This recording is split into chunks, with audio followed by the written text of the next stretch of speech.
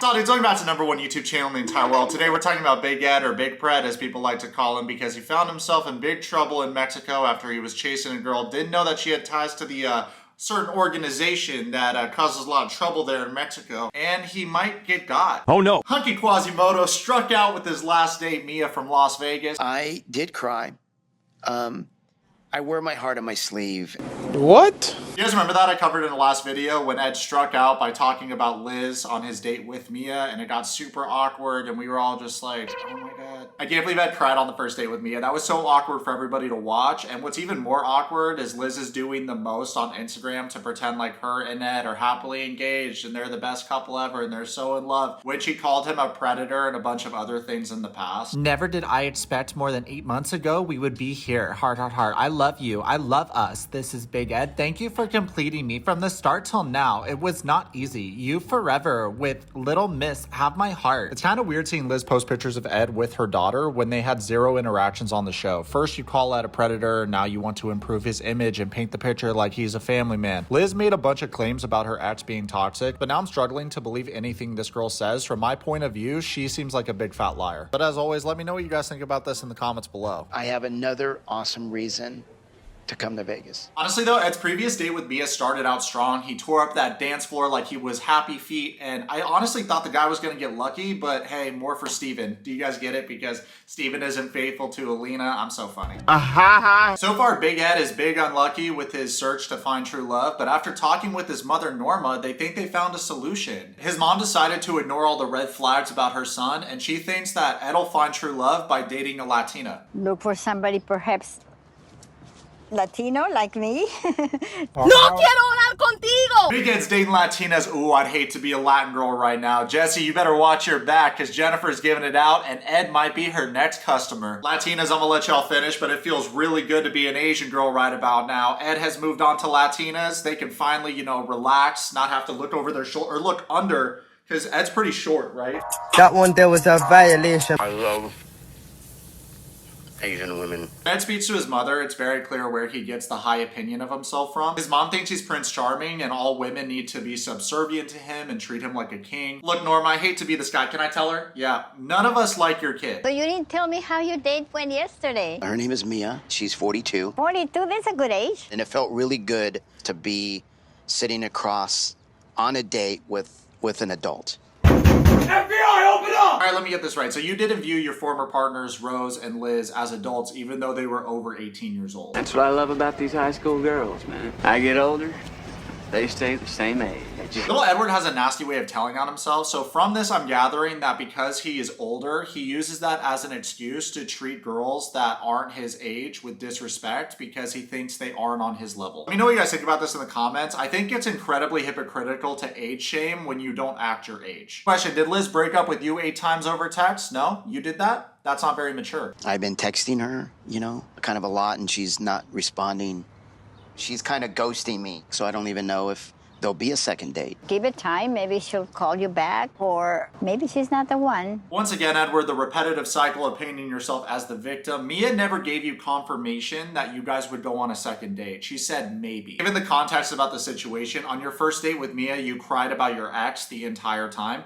Why would she give you a second date? And from the maybe that she gave you, you should have gathered that you most likely would not be receiving a second date from this girl. Also, you're using the term ghosting. It's not really a proper definition of the term ghosting when she made it very clear to you that you most likely would not be getting a second date. But a good definition for ghosting would be when you ghosted Liz after you forced a breakup with her so that you could go to Las Vegas to get your dick wet. This is part of the reason why it's so funny for me to see all of Liz's posts, because Ed broke up with you 8 times to use that as an excuse to go and get other pussy. So he clearly doesn't respect you, but now you're doing the most once again to make it seem like he's the best guy ever.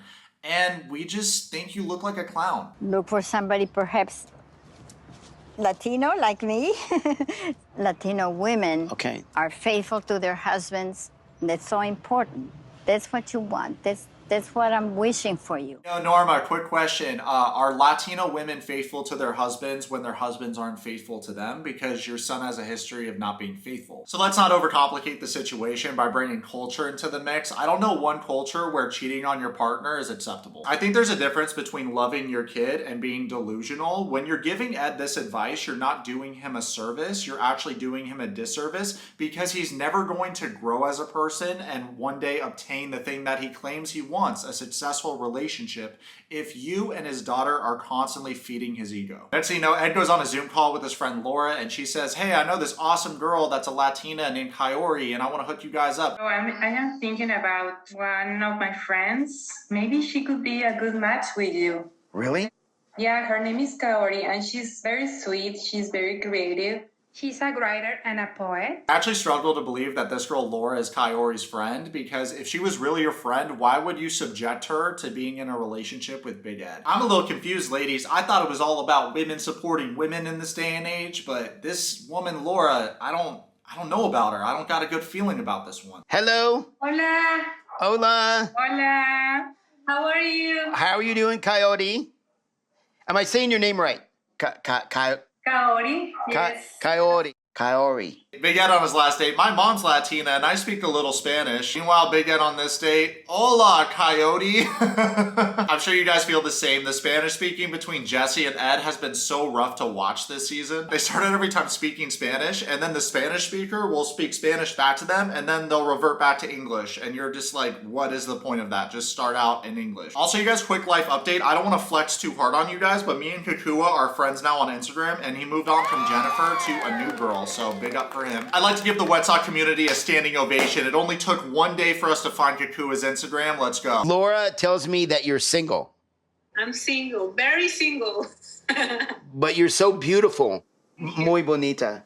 Big Ed's like the Rain Man of dating. I feel like he says you're pretty to every girl he meets, and it's kind of hard. Like, you don't really want to take the compliment when he's just given the compliment out to so many people. It doesn't really make it that special anymore. Little background info on Kaory. I guess she's a poet and a writer, so I'm expecting some slam poetry when her relationship with Ed goes to shit. Julia Roberts! Julia Rob hurts! I like your hair. See? And your canas blancas, the white hair. You see?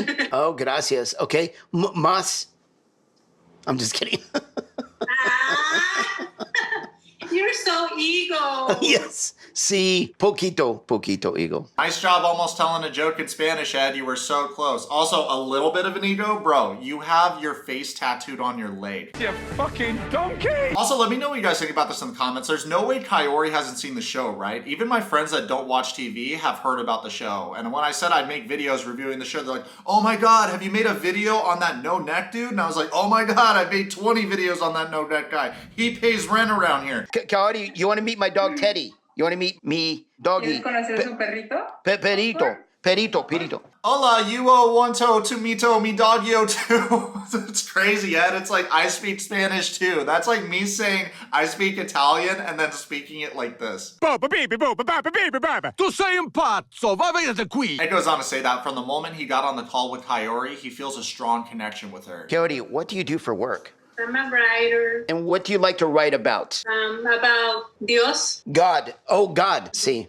Me too. I was raised Catholic. Little Edward, it's cool that you were baptized Roman Catholic, but what does that have to do with writing about God? Ed's gonna pretend to be super religious to get in this girl's pants. It's kind of like when the election happened and all those guys that were super right-wing were pretending to be Dems to hook up with more girls. Oh, that's hot. It's no secret that Big Ed is very familiar with sex tourism because he's been one himself for years, so he decides to fly over to Mexico, bring his mom, and take Kaory on her first date. While in Mexico on his first date with Kaory, Ed experiences his first drive-by shooting, but we're gonna get to that later in the episode. As Ed is getting ready for his date with Kaory, he reveals that because he messed up with Liz and Rose, he decided with Kaory, he's just going to be himself, which makes me wonder, were you not yourself this entire time? I'm very confused about this.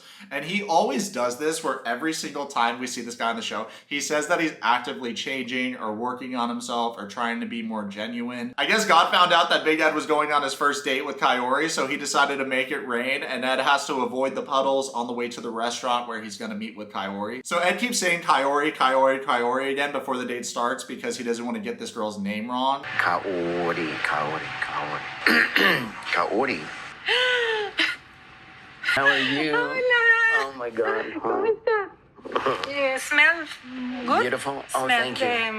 Yeah. Perfume. Yeah, this girl must have a broken nose because I'm pretty sure this meatball smells like mayo. Also, was Ed gonna say he smells beautiful? Let's rewind that. Good. Beautiful. Oh. This dude pointed to himself and said beautiful. You weird little fuck. Why would she say you smell beautiful? This girl's English is actually fire. Don't confuse her like that. Let me know in the comments what you guys think about Kaory. She seems really nice. She complimented him on his smell. Also, she's taller than Ed is, so I don't know. Let me know if you guys think that's awkward or not. I personally don't like dating taller girls than me, but everybody has different preferences. Kaory introduces herself and she says that she's very nervous, but she just wants the date to flow. As long as everything flows, then it's gonna be a good time and she has no expectations from this date. I think so far Kaory shows promise. She's already smarter than Liz by having no expectations from going on a date with Big Ed. They asked Kaory what her first impression was of Ed and she said, yeah, he has a red shirt on. It matches his skin because it's also red and it's red like a flame. And then she laughs. Let's talk Spanish. Let's speak Spanish.